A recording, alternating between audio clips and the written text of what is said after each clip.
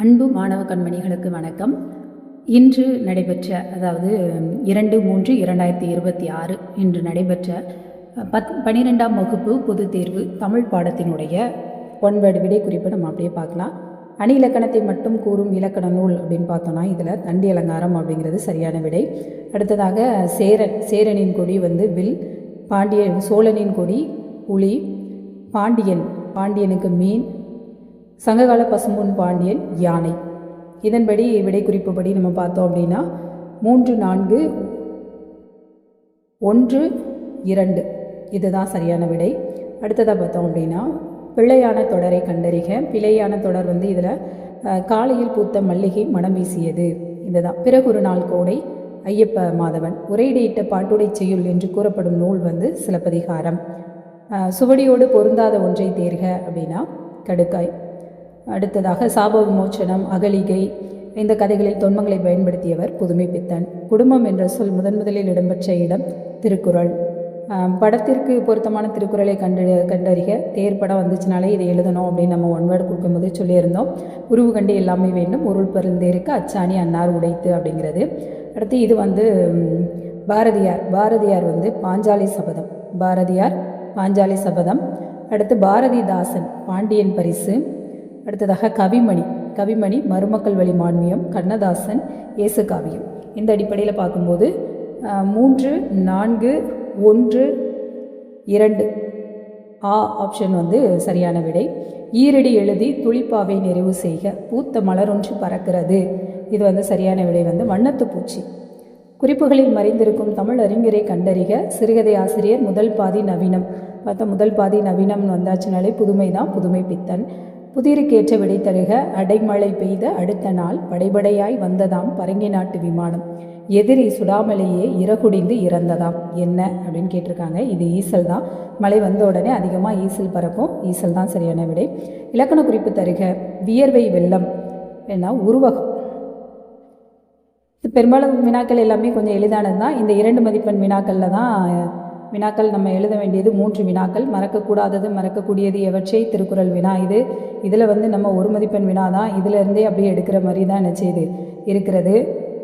துன்புள்ளது இனி நன்றோ, சுகமுள்ளது அதுவன்று. இதற்கு பொருத்தமானது நிழலின் அருமை வெயிலில் தெரியும் அப்படிங்கிறது தான். மருத்துவத்தில் மருந்துடன் அன்பும் நம்பிக்கையும் பெருகும் அப்படிங்கிறது பெருமாள் திருமொழியில் உள்ள கொஸ்டின். அடுத்து சிற்பி பாலசுப்ரமணியன் எழுதிய கவிதை நூல்கள். இது இன்சைட் கொஸ்டின். ஆனால் மற்ற 3ஐயும் நம்ம எளிதாக அட்டன் பண்ணுற மாதிரி இருக்குது. அடுத்து விரிபெறும் தமிழர் மேன்மை. இது மயிலை சீனி வேங்கடசாமி. பாரதிதாசன் மயிலை சீனி வேங்கடசாமி பற்றி கூறியது அப்படிங்கிற கருத்து வரும். முறை வைப்பது. இது பண்டைக்கால கல்வி முறையில் நமக்கு 6 மார்க் கொஸ்டினில் இடம்பெற்ற ஒன்று தான். படத்தொகுப்பு குளோசோ விளைவு. இதில் தான் 2 வினா கேட்கறதுல 2 வினாக்கள் நமக்கு 1 வினா புக் பேக்கும் மீதி 2 வினாவும் என்ன செஞ்சுருக்காங்க இன்சைடாக கேட்டிருக்காங்க. ஓமை தொடரை சொற்றொடரில் அமைத்தெழுதுக. அச்சாணி இல்லாத தேர் போல. இதுக்கு நம்ம என்ன எழுதலாம்? பொறுப்பில்லாத மகனை பார்த்து தாய் அச்சாணி இல்லாத தேர் போல வாடினார் அப்படின்னு எழுதலாம். உள்ளங்கை நெல்லிக்கனி போல. ஆசிரியர் நடத்திய இலக்கணம் உள்ளங்கை நெல்லிக்கனி போல் தெளிவாக இருந்தது அப்படின்னு சொல்லி எழுதலாம்.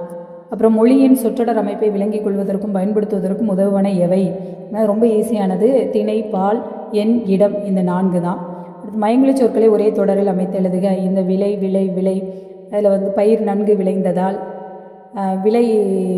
விலை மாறாமல் இருப்பதற்கு அரசுடன் அந்த ஒரு புத்தகத்தில் எடுத்துக்காட்டாகவே கொடுத்துருப்பாங்க. ஒப்பந்தம் செய்ய விளைவதாக கூறியது விவசாயிகளுக்கு மகிழ்ச்சியே அப்படிங்கிறத கொடுத்துடலாம். இந்த கலை கூட நினச்சிடலாம். அந்த கலை அப்படிங்கிறது நிகழ்ச்சிகள் நடத்துவது. கலை மூங்கில். கலைனா களை பறித்து கொண்டு இருந்தவர்கள் கலையை கண்டு கலையை கையில் எடுத்து விரட்டினர் அப்படின்னு கூட எழுதலாம். நம்ம எழுதுறது தான். இதில் பொருளை மட்டும் தெரிஞ்சுக்கிட்டோன்னா ரொம்ப எளிதாக எழுதிடலாம். அதுமாதிரி இதுவும் ரொம்ப ஈஸியாக எழுதக்கூடிய சேர்த்து தொடராக அமைக்க அப்படிங்கிறது ரொம்ப எளிதான ஒன்று தான். புத்தக இதில் என்ன செஞ்சுருக்கு, மொழி இலக்கண தேர்ச்சி உள்ள இடம்பெற்ற ஒன்று. இப்போ இந்த வல்லினமைகளை இட்டும் எழுதுக. ஆசிரியருக்கு கீழ்ப்பிடிதல். இந்த இடத்துல இக்கு வரணும். உண்மையானவற்றை தெரிந்து கொண்டு இத்து வரணும். இந்த இத்து எடுத்துடணும். அறியாமையினை அகற்று பல நல்லனவற்றை கற்று. இந்த இடத்துல ஒரு இக்கு வரணும், நல்லனவற்றைக்கு. அப்புறம் மரபு பிள்ளைகளை நீக்கி எழுதுக. வாழை காட்டில் இருக்கு. இது வாழை தோட்டத்தில் அப்படின்னு எழுதணும். குயில்கள் கூவிக்கொண்டும் காகங்கள் கரைந்து கொண்டும் இருந்தன அப்படிங்கிறது சரியான ஒன்று. பேச்சு வழக்கை எழுத்து வழக்காக மாற்றுக. அன்னைக்கு அப்படின்னு இருக்கிறத அன்றைக்கு அவனுக்கு பணம் கொடுத்துன்னு இருக்கிறத கொடுத்து, உதவின்னு இருக்கிறத உதவி இருக்க வேண்டியது தானே அப்படின்னு வரணும். இது புணர்ச்சி விதி ரொம்ப எளிதானது தான். செம்பருதி, செம்மை ஒரே ஒரு விதி தான், செம்மை கூட்டல் பருதி இப்படி பிரிச்சுட்டு ஈறுபோதல் விதி மட்டும் எழுதியாச்சு அப்படின்னா 2 மார்க்கு.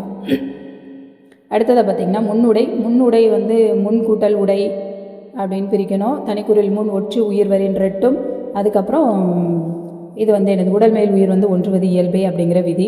இதில் நமக்கு ரொம்ப எளிதாக வந்து கொஞ்சம் பிரிக்கிறது தெளிவாக பார்த்து பிரிக்கணும். வா வ, அதுக்கப்புறம் இத்து வா வ, அதுக்கப்புறம் என்ன செய்யணும், இத்து ப்ராக்கெட்டில் இந்து, அதுக்கப்புறம் இத்து கூட்டல் ஊ. வா வந்து பகுதி, வ என குறுகியது விகாரம், இத்து சந்தி, இந்து என ஆனது விகாரம், இத்து இறந்தகால இடைநிலை, ஊ வினையச்ச விகுதி. நினைக்கின்ற நினை கூட்டல் இக்கு கூட்டல் கின்று கூட்டல் அப்படின்னு என்ன செய்யணும், பிரிக்கணும். நினை பகுதி, இக்கு சந்தி, கின்று நிகழ்கால இடைநிலை, பெயரச்ச விகுதி. அடுத்ததாக பார்த்திங்க அப்படின்னா செம்பருதி மலைமேட்டில், இதெல்லாம் ரொம்ப எளிதான வினாதான், திரும்ப திரும்ப வந்துக்கிட்டே இருக்குது. கவிதை என்பது கண்முன் நிகழ்வதையும், அது ஒருமுக எழினி, சிலப்பதிகாரத்தில் உள்ள வினா, பங்குனி உத்திர விழா, இதுவும் ரொம்ப எளிதான ஒன்று தான். அதாவது திரும்ப திரும்ப வந்துகிட்டே இருந்தது. மனந்தகம் கொஸ்டின், நீங்கள் ஆசிரியர் ஆனால் இந்த கேள்வியெல்லாம் படிக்கவே வேண்டாம், அப்படியே நம்ம என்ன செஞ்சிடலாம், எழுதிடலாம். காட்சி ஆற்றல், வேளாண் மேலாண்மை வருடம் தவறாமல் வந்துக்கிட்டே என்ன செய்யுது இருக்குது. அணிகள் சொற்பொருள் பின்வரு நிலை அணி, நிரல் நிறை அணி 2 வந்திருக்கிறது. அடுத்து வாகை திணை பொருண்மொழி காஞ்சி திணை. வாகை திணை நெடுநல் வாடையில் உள்ளதை எழுதியிருக்கணும். பொருண்மொழி காஞ்சிக்கு வந்து புறநானூரில் உள்ளது உண்டாளம் அந்த பாடல் வந்து இடம்பெற்று இருக்க வேண்டும். பூமி சருகாம்னு வந்திருக்கிறது. பூமி சருகாம்னு வந்திருக்கும் போதே அணி வந்து எனது உருவக அணின்னு போடலாம், இல்லை அப்படின்னா உயர்வு நவிற்சி அணின்னு எழுதியிருக்கலாம். அப்புறம் எதுகை மோனை இயல்பு இதெல்லாம் எழுதுறது தான். கூடி வாழ்ந்தால் கூடி நன்மை, இதுவும் நம்ம கதையிலே சொன்னோம். 4 பசுமாட்டு கதையை எழுதினாலே நல்ல மதிப்பெண் கிடைக்கும் அப்படின்னு சொல்லிட்டு அதுக்கப்புறம் வந்து மாற்றுச் சான்றிதழ் வேண்டி விண்ணப்பம் எழுதுக கொடுத்துருக்காங்க. இப்போ மேலே உள்ளதை நம்ம அட்டன் பண்ணனாலே அதுவே போதுமான ஒன்று தான். இது நெடுநல் வாடையில் வரக்கூடிய ஒரு கொஸ்டின், ரொம்ப எளிதான கொஸ்டின் வினா தான் இதில் வந்திருக்கு. அதேமாதிரி திருக்குறள் இந்த வினாவும் எளிதான வினா தான். அறிவுடைமை பற்றி, குடும்ப அமைப்பு தான், பாரதியின் கடிதம், உரிமை தாகம், எல்லா நெடுவினாக்கள் எல்லாமே ரொம்ப ரொம்ப எளிமையானது தான் வந்திருக்கு. இது வந்து தெய்வமணி மாலை, ஒருமையுடன் இடது திரு மலரடி நினைக்கின்ற உத்தமர்தம் உறவு வேண்டும் அந்த பாடல்.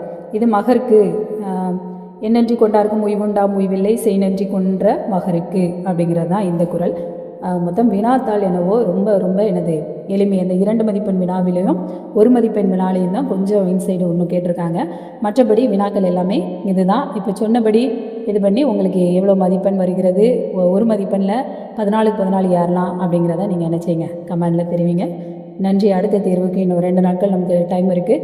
நீங்கள் ஆங்கில தேர்வுக்கு சிறப்பான முறையில், இதில் ஒரு சில வினாக்கள் தவறாக எழுதியிருந்தாலும் குறை ஒன்றுமில்லை. அடுத்த தேர்வில் இடம் செஞ்சுக்கலாம், அதிக மதிப்பெண் வாங்கிக்கலாம். அதாவது அடுத்த பாடத்தில் இதில் விட்டது அதில் பிடிச்சிக்கலாம் அப்படின்னு நினச்சிட்டு என்ன செய்யுங்க, இதை நினைத்தே வருந்தி கொண்டு இருக்காமல் அடுத்த பாடத்தை தயார் செய்வதற்கு முயற்சி செய்யுங்கள்.